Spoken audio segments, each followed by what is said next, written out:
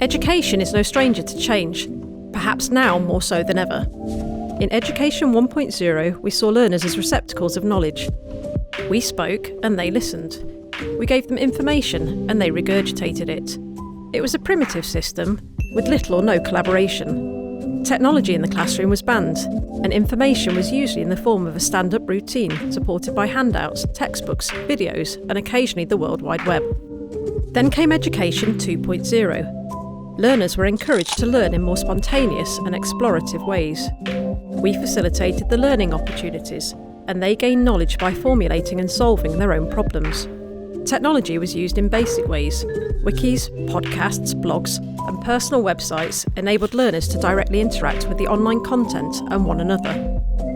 A few clicks later, and we entered Education 3.0. Learners now share their knowledge to co-create new knowledge.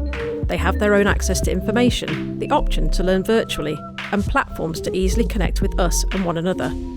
Education is no longer centred upon a back and forth between them and us. Instead, we have been transformed into a coach, advisor, learner and resource guide, providing our learners with the tools and direction to create their own ideas in the digital landscape and beyond. So what's next?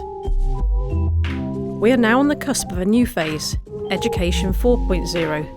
This vision of the future of education aligns itself with the emerging fourth industrial revolution.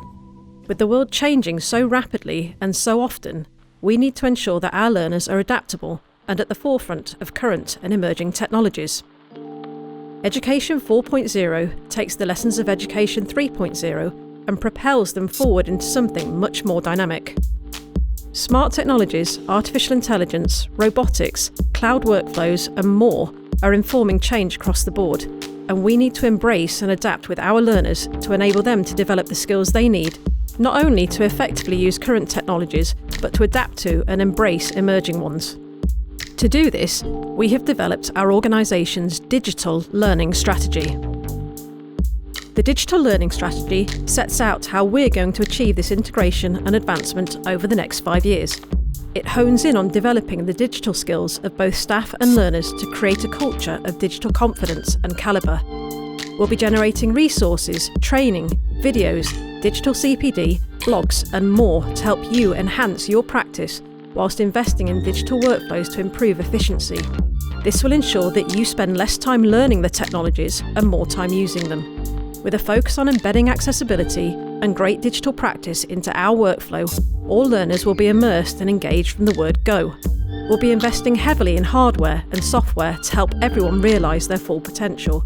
From laptops to cameras, home hubs to staff help desks, we want technology to inspire and enhance our collective and collaborative practice. And perhaps most importantly, we want it to be something that everyone can enjoy. It's an exciting and challenging structural shift, starting down the path of something so new. But with the move online, a lot of you are already well on your way.